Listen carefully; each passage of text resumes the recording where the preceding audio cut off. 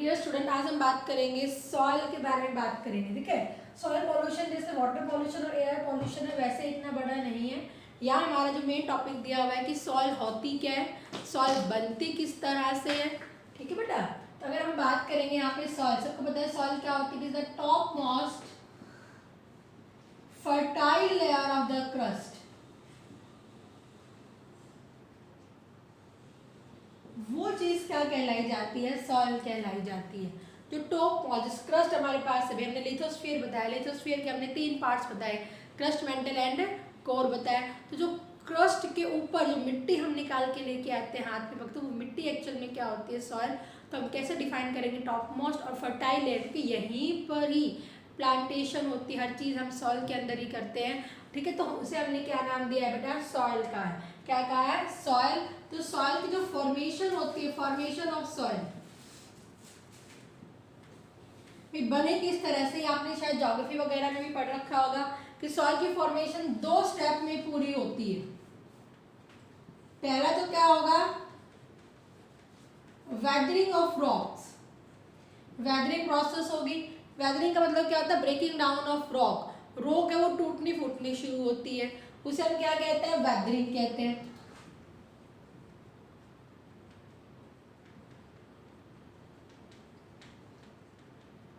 ठीक है बेटा, सेकंड अगर हम बात करेंगे तो फिर क्या होगा, पेडोजेनेसिस होगा। मतलब यहाँ पे हम सॉइल डेवलपमेंट, डेवलप्ड किस तरह से होगी, एक तरह से मेन सॉइल फॉर्मेशन यही हो जाएगी। तो पेडोजेनेसिस एक्चुअल में सॉइल फॉर्मेशन को कहा जाता है, जो 2 स्टेप में के अंदर पूरी होगी। पहले वेदरिंग, रॉक टूटेगी फूटेगी, और उसके बाद में क्या होगी, सॉइल की डेवलपमेंट होगी। तो आपने हालांकि पढ़ भी रखा होगा, तो वेदरिंग किस तरह से होती है आपने कभी, पता नहीं शायद से तो पढ़ तो रखा होगा आपने सॉइल के बारे में, कभी ज्योग्राफी से रिलेट हमारे पास में टॉपिक आता है। तो जो वेदरिंग ऑफ रॉक होती है ये बहुत इंपॉर्टेंट है बेटा, इसे याद रखना है आपको, हर तरह से इंपॉर्टेंट है। तो ये फिजिकल 3 टाइप के अंदर डिवाइड किया गया इसको। फिजिकल वेदरिंग, कि फिजिकल फैक्टर रिस्पॉन्सिबल हो सकते हैं वेदरिंग के लिए। सेकेंड अगर हम बात करेंगे तो क्या हो सकते हैं, केमिकल वेदरिंग हो सकती है, केमिकल रिएक्शन होती है। और थर्ड नंबर पे अगर हम बात करेंगे तो biological, means role of living organism. तो ये एनटीएससी पॉइंट व्यू से हर तरह से इंपॉर्टेंट होती है।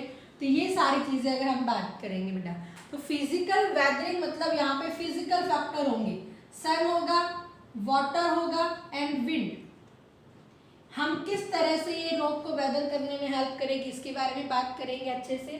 केमिकल वेदरिंग मतलब केमिकल रिएक्शंस होंगी, यहाँ पे कौन कौन से केमिकल रिएक्शंस होंगे हम सारे बात करेंगे बेटा। और बायोलॉजिकल मतलब क्या हो जाएगा, लिविंग ऑर्गेनिजम्स का रोल। यहाँ क्वेश्चन आपसे वेदरिंग के अंदर बहुत ज्यादा क्वेश्चन पूछे जाते हैं कि which one is the physical factor for weathering of the rock. पे आप में एक दे देंगे सन, ठीक है, एक दे देंगे भाई माइक्रो ऑर्गेनिज्म लिख देंगे, एक लाइकन लिख देंगे और एक ब्रायोफाइट लिख देंगे। तो आपको जब lichen, bryophyte, micro organism, living हो गया, और उसके बाद सन क्या होता है, फिजिकल फैक्टर। तो इस तरह से भी क्वेश्चंस आते हैं। तो आपको ये सारी चीज़ें याद रखनी है। और हमारा जो सब्जेक्टिव पॉइंट व्यू से आता है हमेशा सॉइल की फॉर्मेशन नहीं। ठीक है बेटा, तो हमने क्या कहा भाई, सॉइल की फॉर्मेशन 2 स्टेप में पूरी होगी। सबसे पहले हमने क्या कहा, वेदरिंग ऑफ रॉक हो रही है।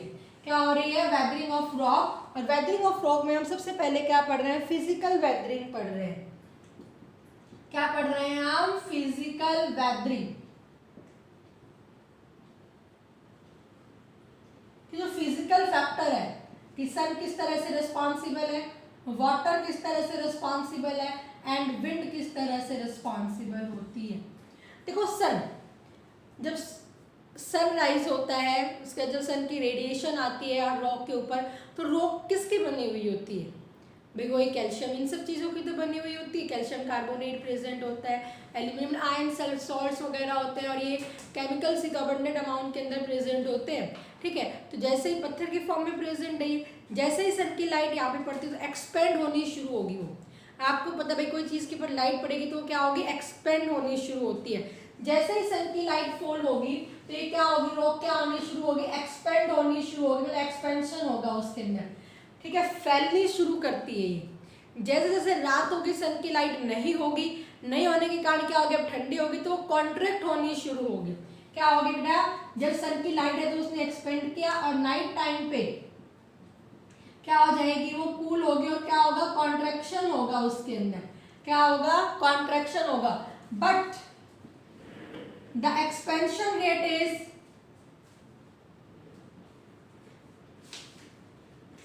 Not equal to contraction rate. ध्यान देना बेटा, not equal to contraction rate, कि जितनी वो एक्सपेंड हो रही है उतनी ही कॉन्ट्रैक्ट नहीं होती। भाई आपके पास इधर मैं आपको एग्जांपल, जैसे आपके पास एक रबड़ है, आप रबड़ को खूब खींचोगे खींचोगे खींचोगे, उसको खींच दिया आपने, उसके बाद उसको आप छोड़ोगे तो क्या वो बिल्कुल उसी साइज में आ जाता है छोड़ने के बाद में। आपने 2-3 बार ऐसे किया तो आपको देखते हैं कि जो आपने इतने से यहाँ से रबड़ के की शुरुआत की थी, जो हमारे पास रबड़ आता है, इलास्टिक आता है, उसको आपने बहुत तेज तक खींच दिया है, फिर आप उसको लेके आओगे तो वो पहले वाले साइज से थोड़ा सा बड़ा ही रहेगा। तो अब क्या होगा, यहाँ पे एक्सपेंशन रेट कॉन्ट्रैक्शन रेट के बराबर नहीं होती है।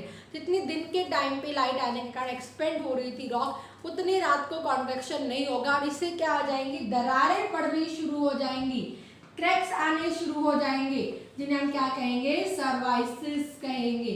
क्या कहेंगे, सर्वाइसिस। दरारें पड़नी शुरू हो जाती है, रोज का काम है, रोज सनलाइट आ रही, एक्सपेंड हो रही है तो दरारें बड़ी होनी शुरू हो जाती है। अब कोई चीज़ है, देखो आपके पास एक मैं बताऊंगी, हमें बर्फ का टुकड़ा है, हमारे पास इतने बड़ा बर्फ का टुकड़ा है, हमें इस बर्फ के टुकड़े को तोड़ना है तो हम स्क्रू लेते हैं, पेच लेते हैं, इमेजिन करो, तो पेच का मैंने इस तरह से किया तो उसमें दरारें आनी शुरू हो जाएंगी ना, और मैंने एक बार और मारा तो दरार इस तरह से टूट जाती है, अंदर तक चली जाती है और वो टूट जाती है बर्फ। इन द सेम वे ये भी किसके साथ में होता है, रॉक के साथ में। सन की लाइट पड़ती है, एक्सपेंड होती है, but the expansion rate is not equal to the contraction. जितना कॉन्ट्रैक्ट होती है, मतलब जितना एक्सपेंड हुआ था उतना कॉन्ट्रैक्ट नहीं होगी, इससे दरारें पड़नी शुरू हो जाती है और रॉक टूटनी शुरू हो जाती है। तो ये हमने क्या कहा, सन के बारे में बात की है बेटा। किसके बारे में बात की है, सन के बारे में। अब अगर हम बात करेंगे वाटर के बारे में बेटा, देखो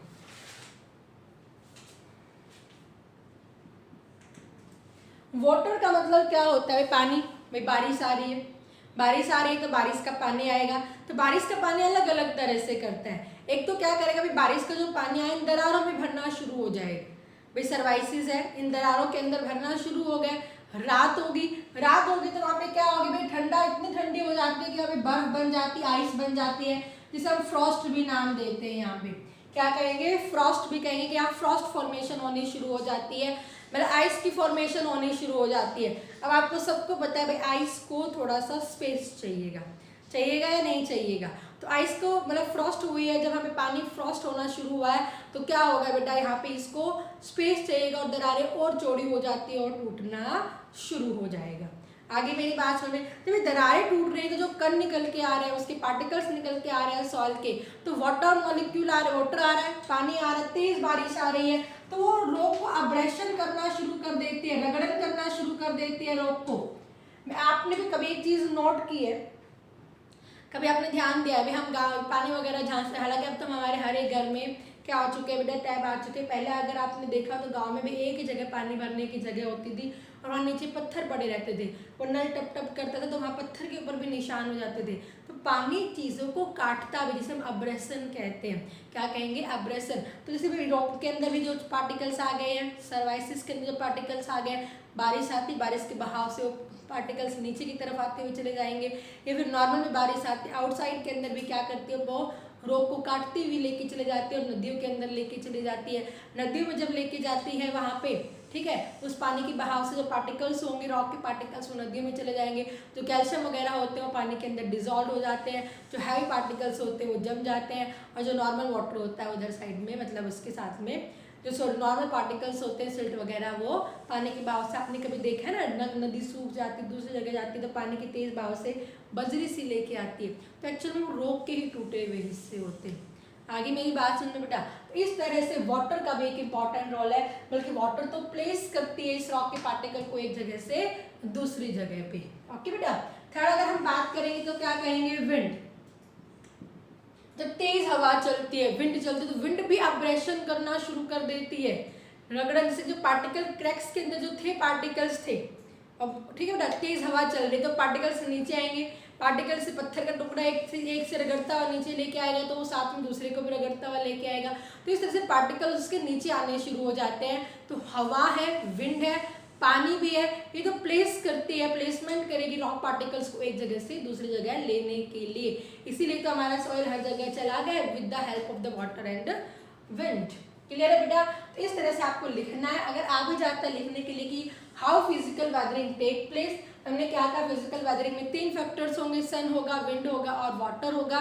सन में हम क्या लिखेंगे? As the sunlight fall on the rock it expand, ठीक है। When there is a night time then the rock became contract, but the contraction rate is not equal to the expansion rate, so the surfaces are formed continuously, these surfaces are formed and धीरे धीरे rock break down होनी शुरू हो जाएगी। Second हम बात करेंगे water. तो वाटर हैवी रेन आती है, बारिश आती है तो द वाटर जो है वो कलेक्ट कहाँ पे होना शुरू हो जाएगा? सर्वाइसिस के अंदर। ड्यूरिंग नाइट टाइम जब चिल्ड कंडीशन वहाँ पे हो जाती है, पत्थर ठंडा होना शुरू हो जाता है तो वहाँ पे frost, there is a formation of the ice which is known as the frost formation. And ये क्या करती है? दिस वाइडन द क्रैक्स, ये और भी ज़्यादा वाइड कर देती है और रॉक को तोड़ती हुई लेके चली जाती है। और हैवी रेन जो आती है वो it also cause the abrasion, ठीक है, पार्टिकल्स को ब्रेक डाउन करती रहेगी और दूर तक वो लेके चली जाएगी।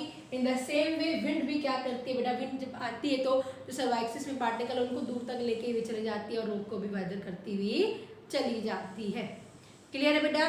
तो इस सबसे हमने क्या बात कर दी है? फिजिकल वेदरिंग कर ली हमने, ठीक है।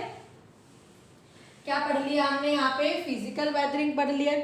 सेकेंड नंबर पे अगर हम बात करेंगे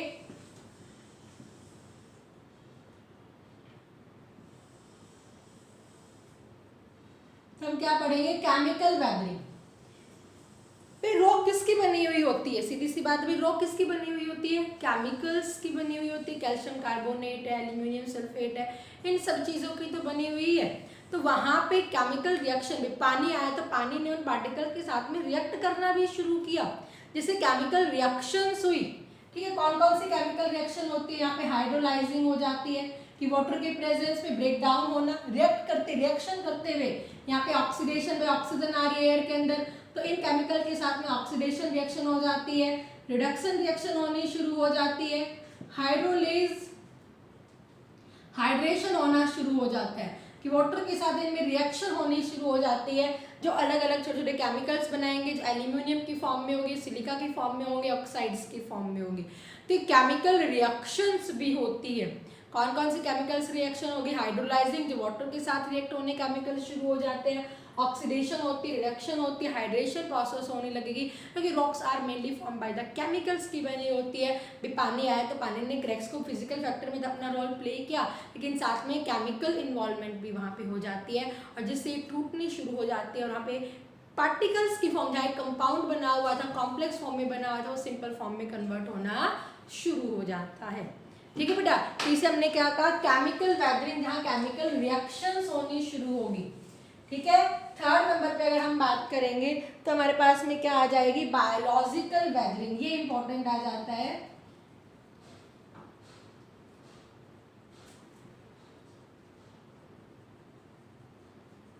बायोलॉजिकल मतलब किसका रोल होगा? लिविंग ऑर्गेनिजम्स का रोल होगा बेटा। यहाँ पे किसका रोल होगा? लिविंग ऑर्गेनिजम्स का रोल होगा। बायोलॉजिकल वेदरिंग में सबसे पहले कहते हैं कि रॉक के वेदरिंग में सबसे पहले किसका रोल है? लाइकन्स। लाइकन्स हम क्या कहते हैं? These are the combination of algae and fungus. ये रॉक्स है उसकी सर्वाइसिस के अंदर ग्रो होने शुरू हो जाते हैं। ये दो तरह से काम करते हैं। एक तो ये क्या करेंगे, इनकी जो पार्टिकल्स है वो एसिड रिलीज करना शुरू करेंगे, ये एसिड कोरोइड करना शुरू कर देती है रॉक्स को। ठीक है, जो लाइकन्स होते हैं they release the acid. Okay बेटा, एसिड क्या करेगी? कोरोइड करना शुरू कर देगी रॉक्स को, रॉक टूटनी शुरू हो जाएगी। और दूसरा अगर मैं बात करूँ तो सर्वाइसिस के अंदर ग्रो हो रही तो सर्वाइसिस को वाइड करना शुरू कर देती है। पेनिट्रेट होंगी सर्वाइसिस के अंदर तो क्या करेंगे? सर्वाइसिस थोड़ी टूटनी शुरू हो जाएगी इस तरह से। फिर लाइकन के बाद कहते हैं कि ब्रायोफाइट्स का रोल है। लाइकन्स आर रिप्लेस धीरे धीरे, लाइकन्स से फिर क्या ग्रो होने लग गए? ब्रायोफाइट्स। कभी आप इस एक इकोलॉजिकल सक्सेशन के अंदर पढ़ोगे 12th क्लास के अंदर कि रिप्लेसमेंट होते रहते हैं कि पहले एक प्लांट ग्रो किया उसके बाद दूसरा प्लांट ग्रो करना शुरू करेगा, फिर एक, यानी कि पहले भी सीधे प्लांट ही बन गए होंगे, नहीं, तो यहाँ पहले लाइकन्स बने होंगे आप रॉक के फॉर्मेशन में कहते हैं जो एविडेंसेस मिले हैं, फिर आप ब्रायोफाइट्स आएंगे, ब्रायोफाइट भी इन सर्वाइसिस के अंदर ग्रो होने शुरू हुए, फिर उन्होंने इन सर्वाइसिस को और भी चौड़ा करना शुरू कर दिया, फिर यहाँ पे रूटेड प्लांट्स की ग्रोथ होनी शुरू हुई, कैडोफाइट्स की, जिम्नोस्पर्म्स की, एंजियोस्पर्म्स की। आप देखते हैं ना पहाड़ी के ऊपर, तो इनके अंदर रूट्स है, रूट नीचे की तरफ ये रॉक का हिस्सा हो गया, रूट नीचे की तरफ पेनिट्रेट होनी शुरू हो जाएगी। अभी जैसे मैंने आपको बताया अभी बर्फ है, आपने बर्फ में एक बार पेज को ऐसे करके मारा है तो यहाँ पे दरारें आने शुरू, तो रूट्स लार्ज अमाउंट के अंदर एक साथ बहुत बड़ा हिस्सा तोड़ देती हैं, ठीक है। तो वहाँ रूट जैसे जैसे नीचे की तरफ जाएंगे अलग अलग डायरेक्शन में क्या होती है सर्वाइसिस, और लार्ज सर्वाइसिस होती हैं, लार्ज दरारें होती है वो, और एक लार्ज अमाउंट के अंदर रॉक को तोड़ना शुरू कर देती है। साथ में फिजिकल फैक्टर्स भी होते हैं, वाटर भी होता है, विंड भी होता है, पार्टिकल्स को बहा के क्या लेके जाता है, दूर लेके चला जाता है, ठीक है। तो इस तरह से हमने क्या पढ़ लिया है बेटा, वेदरिंग पढ़ ली है। क्या पढ़ लिया है, वेदरिंग आपको याद रखना है। फिजिकल फैक्टर में किसका रोल होगा, सन, वाटर एंड विंड का रोल है। केमिकल में केमिकल रिएक्शंस हो जाती हैं, और बायोलॉजिकल के अंदर लाइकन्स, ब्रायोफाइट, और मेनली हम प्लांट्स का, क्योंकि प्लांट ही तो रूट तो प्लांट्स का ही मेन इसमें रोल होता है। ओके बेटा, अब वेदरिंग हो गई तो अब सॉइल की डेवलपमेंट है, तो टूटना है भाई, इसके पार्टिकल्स टूटे हैं इस तरह से। अब क्या होगा, पैडोजेनेसिस, सॉइल डेवलपमेंट किस तरह से हुई है, तो ये होगी, इसकी भी 2 स्टेप में पूरी होगी। एक होगा ह्यूमिफिकेशन और दूसरा होता है मिनरलाइजेशन होता है बेटा। क्या होगा, मिनरलाइजेशन। भाई रॉक का हिस्सा टूट रहा है, टूटा यहाँ पे इधर आया है, तो उसमें भाई रॉक का इस खाली मिट्टी मिट्टी थोड़ी ना आएगी, इसकी पार्टिकल्स थोड़ी ना आएगी, साथ में कोई प्लांट भी तो टूट के वहाँ पे आएगा, कोई लिविंग ऑर्गेनिज्म बाहर, तो वो रॉक के साथ में वो भी तो वहाँ पे आया है, तो उसका धीरे धीरे क्या होना शुरू होगा, डिकम्पोजिशन होना शुरू होगा। क्या होगा, डिकम्पोजिशन होना शुरू होगा। जो पार्शियल डिकम्पोजिशन होना शुरू हुआ है, जिसने क्या बनाया बेटा, पार्शियल डिकम्पोजिशन, जो रिच है बेबी ऑर्गेनिक मैटर के अंदर, rich in the organic matter, ठीक है, जिसे हम क्या नाम देंगे, ह्यूमस कहेंगे। क्या कहेंगे, ह्यूमस। अभी इसे मिनरल्स नहीं टूटे हैं, गला सड़ा चीज वहां पे बनी हुई है, ठीक है, सॉइल के अंदर, तो उसे हमने क्या कहा, ह्यूमस का। हमारी सॉइल में ह्यूमस होता है क्योंकि हमारे प्लांट के हिस्से टूटते रहते हैं, लीफ टूट के गिरती रहती है, तो ह्यूमिफिकेशन है, तो इसका कंप्लीट डिकम्पोजिशन हो जाएगा, तो किसके अंदर कन्वर्ट हो जाएगा, मिनरल्स के अंदर। क्या हो जाएगा, कंप्लीट डिकम्पोजिशन जब हो जाता है तो क्या हो जाएगा बेटा, वो मिनरल्स के अंदर, जो हमारे अंदर सॉइल के अंदर प्रेजेंट है, कैल्शियम, सॉरी कार्बन भी प्रेजेंट होता है, ठीक है, वाटर मॉलिक्यूल्स की फॉर्म में भी प्रेजेंट होता है, नाइट्रोजन भी प्रेजेंट होता है, ठीक है, आयरन भी है, पोटेशियम, सारी चीज़ें हमारे सॉइल के अंदर प्रेजेंट होती है। इस तरह से ये क्या हो गई, सॉइल की डेवलपमेंट हो गई। हमने क्या किया, ह्यूमिफिकेशन एंड मिनरलाइजेशन, जो आज हमारे पास सॉइल है उसकी डेवलपमेंट को वो पूरा करती है। क्लियर है बेटा, आगे मेरी बात समझ में, तो ये आपको याद रखना है कि ह्यूमिफिकेशन का मतलब ऑर्गेनिक मैटर में रिच है, मतलब लिग्निन का, सेलुलोज के अंदर बहुत ज़्यादा रिच होता है, और मिनरलाइजेशन अगर हम बात करेंगे तो यहाँ मिनरल्स के अंदर रिच हो जाएगा, ठीक है, ऑर्गेनिक मॉलिक्यूल्स के अंदर रिच हो जाएगा। क्लियर है बेटा सारे बच्चों को, तो ये हमने सॉइल फॉर्मेशन पढ़ ली। अब अगर हम बात करें रॉक टूटती है तो आपने रॉक के अंदर आपने अलग अलग तरह की पार्टिकल्स हमें सॉइल के अंदर देखने को मिलते हैं। तो अगर हम बात करेंगे सॉइल की कंपोजिशन के बारे में, तो सॉइल के अंदर रॉक के 4 पार्टिकल्स मिलते हैं। एक होता है ग्रेवल, ठीक है, एक क्या होता है सैंड, एक क्या होता है सिल्ट, और एक क्या होता है क्ले। साइज के अकॉर्डिंग है बेटा, ये ग्रेवल इनमें सबसे बड़ा होता है, मैंने आपको जो लिखा है डिसेंडिंग, मतलब किसके अंदर लिखा है, डिसेंडिंग ऑर्डर के अंदर सबसे बड़ा साइज इसी का होगा, उससे छोटा इसका, इससे छोटा इसका, और सबसे छोटा इसका होगा। तो ग्रेवल अगर मैं बात करूंगी तो 2 मिलीमीटर साइज के होते हैं, ये साइज क्या होगा इसका 2 मिलीमीटर होगा। और इसका साइज अगर हम बात करेंगे 0.05 मिलीमीटर से लेकर ये भी अप टू 2 मिलीमीटर तक हो सकते हैं। इनका साइज अगर हम बात करेंगे 0.05 से लेकर 0.5 तक जो है, ठीक है, ये 0 मतलब यहाँ पे 0.05 तो इनका मिलेगा, इससे ज़्यादा भी मिल सकता है, यहाँ पे इतना होगा। और ये लेस देन 0.005 से जो मिल रहे हैं वो कौन से होंगे, क्ले। तो ये थोड़ा सा दिमाग में रख लेना साइज के अकॉर्डिंग। जो आप बजरी वगैरह देखते हो ना, हम हमारे घरों के लिए लेके आते हैं बजरी, तो वो भी एक तरह की सॉइल के अंदर पार्टिकल्स है जिन्हें क्या नाम दिया गया है, ग्रेवल नाम दिया गया है। जो बड़े बड़े जिसमें पत्थर वगैरह टाइप के अंदर आते हैं तो बड़े साइज के होते हैं, उसे हम क्या कहते हैं, ग्रेवल कहेंगे, ठीक है। और सैंड, आपने सबने मिट्टी देखी है, बालू मिट्टी जिसे आप कहते हो, आप अपने हाथ में लेते हो वो अपनी उंगलियों के बीच में से निकलनी शुरू हो जाती है, ठीक है, जो राजस्थान के अंदर डेजर्ट कंडीशन में मिलती है, वहाँ पे सैंडी सैंड मिलता है, वहाँ पे ज़्यादा। सिल्ट अगर हम बात करेंगे, हमारे आसपास जो मिट्टी होती है वो सिल्ट टाइप की होती है, सिल्ट पार्टिकल्स ज़्यादा कॉम्बिनेशन में होते हैं। और क्ले का मतलब होती है चिकनी मिट्टी। आपने चिकनी मिट्टी देखी ना, चिकनाई जिस जहाँ पे होती है जैसे कि क्ले, तो वो क्ले होता है, ओके। तो इसी के अकॉर्डिंग हम सॉइल के टाइप भी पढ़ते हैं। अकॉर्डिंग, देखिए इंपॉर्टेंट लग रही है, according to this particles soil के हम 3 टाइप्स के अंदर डिवाइड कर देते हैं बेटा। सॉइल को कितने के अंदर डिवाइड कर देते हैं, 3 पार्टिकल्स के अंदर डिवाइड कर देते हैं। एक हम क्या कहते हैं, सैंडी सॉइल कहेंगे, ओके बेटा। ये मेरी बात समझ में आई कि ग्रेवली पार्टिकल्स है, साइज के अकॉर्डिंग बात की गई है। फिर अगर हम यहाँ पे टाइप्स की बात करते हैं सॉइल की, तो इसके अकॉर्डिंग हम सॉइल को 3 टाइप्स के अंदर डिवाइड करते हैं। एक हम क्या कहते हैं, सैंडी सॉइल कहते हैं, ओके बेटा। एक सॉइल को हम क्या कहते हैं, यहाँ पे क्लेई सॉइल कहते हैं। और एक सॉइल को हम क्या कहते हैं, लॉमी सॉइल कहेंगे। यहाँ पे क्या कहेंगे, लॉमी सॉइल कहेंगे, ठीक है। सैंडी सॉइल, सैंडी सॉइल का मतलब क्या होगा, जिसके अंदर more sand is present, sand particles बहुत ज्यादा है, less silt and clay, clay और सिल्ट बहुत ही कम है। जहाँ पे बालू पार्टिकल सबसे ज्यादा होते हैं, हम बालू मिट्टी भी कहते हैं, जो डेजर्ट के अंदर आती है। तो ये मिट्टी जो होती है नॉट सुटेबल फॉर प्लांट्स, ये प्लांटेशन के लिए सुटेबल नहीं होती है, बिकॉज इसके अंदर इतने लूज पार्टिकल्स होते हैं सॉइल के कि वाटर को होल्ड करके नहीं रख सकते। क्यों नहीं, क्योंकि आपके बड़ा बड़ा ये क्वेश्चन आते हैं सब्जेक्टिव पॉइंट और एनटीएससी में भी कि which one is the best soil for plantation and why. लिखने में इस तरह से आएगा एनटीएससी में भी कौन सी बेस्ट सॉइल होती है।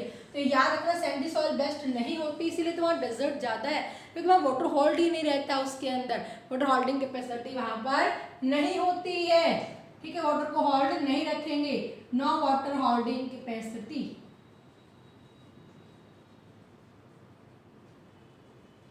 ठीक है बेटा। क्लेई सॉइल के मतलब अगर हम बात करेंगे तो क्या हो जाएगा, more clay particles, less silt and humus. Sand तो होता ही नहीं, ह्यूमस भी बहुत कम मिलेगा और सिल्ट भी बहुत कम मिलेगा। हालांकि इसके अंदर वेरी सबसे ज्यादा have very good power of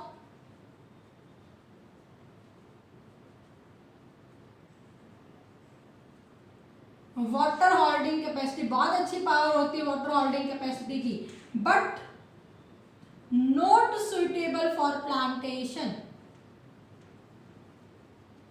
लेकिन प्लांटेशन के लिए वो सुइटेबल नहीं है अभी भी। पानी को तो बहुत अच्छे से होल्ड करके रखती है, बट प्लांट के लिए अभी भी सुइटेबल नहीं है। क्यों नहीं होती बताओ, थोड़ा सोच के देखो। क्ले मतलब चिकनी मिट्टी, पार्टिकल इतने छोटे ऐसे कंबाइन हो जाते हैं कि उसके अंदर स्पेस नहीं रहता है, इसलिए तो वाटर को तो अच्छे से होल्ड करके रख सकता है, बट वहां पर एरिएशन नहीं होती। चिकनी मिट्टी आपने देखी भी है, सूख जाती, टाइट टाइट होनी शुरू हो जाती है, क्योंकि उसके अंदर नो एरिएशन। तो नीचे रूट्स को भी अपनी ग्रोथ के लिए एयर ऑक्सीजन चाहिए होगी, अपनी ग्रोथ के लिए, रेस्पिरेशन के लिए, तो एरिएशन नहीं हो पाती है, इसीलिए वहाँ चिकनी मिट्टी में भी प्लांट ग्रो नहीं होते हैं। और द बेस्ट सॉइल जो बच गई, लैमी सॉइल, जिसके अंदर मेन क्या होगा, मेन पार्टिकल क्या होगा, सिल्ट होगा, लेस सैंड होगा और क्ले। भी लेस होगा और प्रॉपर अमाउंट के अंदर क्या प्रेजेंट होता है, वहां पे ह्यूमस भी प्रेजेंट होता है। क्या प्रेजेंट होता है, humus. And this soil is best for plantation, सबसे अच्छी होती है क्योंकि इसके अंदर सिल्ट भी है, लेस सैंड होता है, लेस क्ले भी बहुत कम होता है और ह्यूमस भी अबंडेंट मिलता है। और ह्यूमस बहुत इंपॉर्टेंट होता है क्योंकि वह माइक्रो ऑर्गेनिज्म ग्रो करेंगे, इससे मिनरल की फॉर्मेशन होती है और उनको वहाँ पे ग्रोथ, प्लांट की ग्रोथ के लिए भी इंपॉर्टेंट है। बेस्ट इसलिए है क्योंकि सुटेबल है, वाटर को अच्छे से होल्ड कर लेगा ये भी, बट नॉट इसके कंपैरिजन में कम होता है, सुटेबल फॉर वाटर होल्डिंग। और मेन क्या होता है, प्रॉपर एरिएशन होती है यहाँ पे। क्या होगा बेटा, यहाँ पे प्रॉपर एरिएशन होगी यहाँ पे। तो ये चीजें आपको याद रखनी है, बहुत इंपॉर्टेंट है बेटा। तो हमने यहाँ पे क्या कहा, सॉइल की कंपोजिशन, जो अलग अलग तरह के रॉक पार्टिकल्स आते हैं, ग्रेवल आता है, ठीक है, सैंड आता है, सबसे बड़ा होता है ग्रेवल, बजरी, उसमें तो मिट्टी तो होती नहीं, आपने वहाँ पे कुछ हो ही नहीं सकता, पार्टिकल पत्थर टाइप में वहाँ पे होते हैं, ठीक है। फिर आती है सैंड, फिर आती है सिल्ट और फिर क्या आती है क्ले। तो हमने यहाँ पे सॉइल को भी इसी तरह से डिवाइड कर दिया, सैंडी, क्ले एंड लॉमी। देखो हमारे एनसीईआरटी में यही है। आपने ज्योग्राफी में अलग अलग तरह की सॉइल पढ़ी होगी, लेटराइट सॉइल पढ़ी होगी जो रेड होती है, आयरन के अंदर रिच होती है, ये हमें नहीं पढ़ना है यहाँ पे। एलुवियल सॉइल भी आपने पढ़ा होगा कभी, जो हवा के बहने से आ जाती है एक जगह से दूसरी जगह पे, उसे हम क्या कहेंगे, एलुवियल सॉइल। तो ये सारी चीज़ें बेटा हमारे यहाँ पे नहीं है, ठीक है। तो अपना खुद से एक बार रिमाइंड कर लेना, ज्योग्राफी में रिलेटेड आता है, ठीक है। तो ये हमें मेन सॉइल की है क्योंकि हमें यहाँ पे हमें बायोलॉजी से रिलेट करके पढ़ना है, तो वे किसके अंदर क्या चीज़ होगी, किसके अंदर क्या नहीं है, क्योंकि वहाँ ये आप अलग अलग सॉइल पढ़ते हैं, लेटराइट सॉइल पढ़ते हैं, ब्लैक सॉइल पढ़ते हैं, तो या तो भाई कौन से प्लांट के लिए सूटेबल होती है, बट हम भाई कौन कौन से भाई रेड लाइट के अंदर कौन सा प्लांट ग्रो करता है, तो ये आपको मेन वहाँ पे आती है। तो हमारे यहाँ पे यही टाइप आते हैं, तो वो वाली टाइप हमें यहाँ पे नहीं करनी है। फिर भी आपने ज्योग्राफी में पढ़ रखा है तो अपने दिमाग में रख लेना इस चीज़ को। कभी कभी एक दो बार अगर है भी तो एलुवियल सॉइल को जरूर याद रखना है, जो बह के एक जगह से दूसरी जगह पे आ जाती है। क्लियर है बेटा। तो इस वीडियो के अंदर अगर हम बात करेंगे तो हमने सॉइल के बारे में, तो नेक्स्ट हमसे जो बचेगा ना, सॉइल इरोजन बचेगा। इसमें इंपॉर्टेंट आता है सॉइल इरोजन,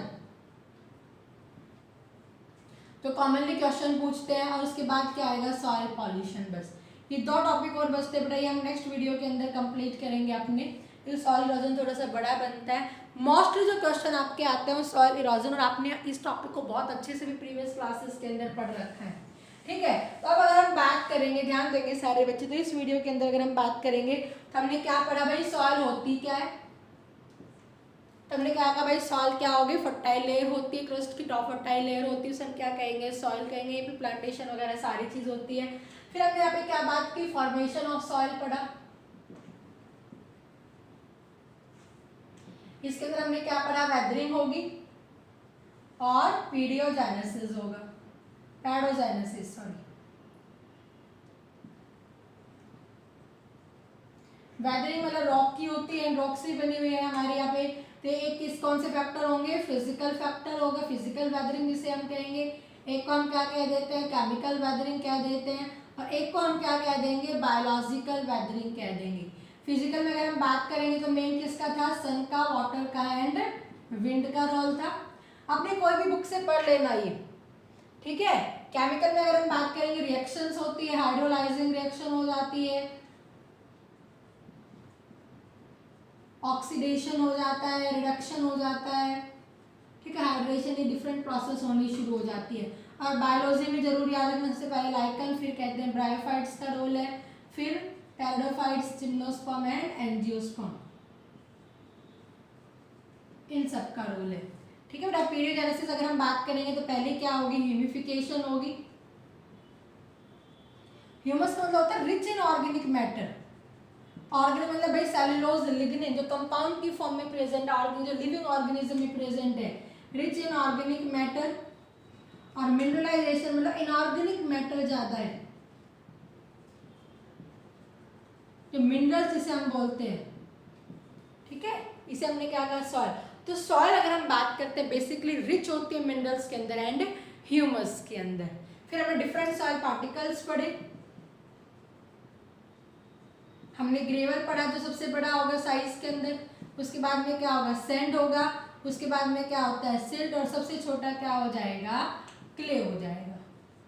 ठीक है, इसका मैक्सिमम साइज अगर हम 2 मिलीमीटर से मोस्टली बड़ा होता है, ये 0.5 से लेके 2, ये 0.05 से लेके 0.05 तक, और ये लेस देन 0.005 मिलीमीटर से छोटा होता है। इसी के अकॉर्डिंग हमने टाइप ऑफ द सॉइल पढ़ी, एक हमने सैंडी सॉइल पढ़ी बेटा, एक हमने क्या पढ़ी, क्लेई सॉइल पढ़ी, और एक हमने क्या पढ़ी, लॉमी सॉइल। तो लॉमी सॉइल क्या होती है, बेस्ट होती है क्योंकि it is rich in the humus, organic matter में रिच होती है। ठीक है, अप्रोप्रिएट सिल्ट मिलते हैं, अच्छे से कई मिलते हैं, और सैंड और लॉमी ये क्ले लेस अमाउंट में मिलते हैं। वाटर होल्ड भी रखते हैं, प्रॉपर एरिएशन भी होती है। ये वाटर को होल्ड तो रखती है लेकिन प्रॉपर एरिएशन नहीं होती, और ये वाटर को होल्ड नहीं रखती, हालांकि एरिएशन जरूर होती है यहाँ पे। ठीक है बेटा, तो नेक्स्ट वीडियो के अंदर हम बात करेंगे सॉइल इरोजन के बारे में एंड सॉइल पॉल्यूशन के बारे में। Okay, thank you.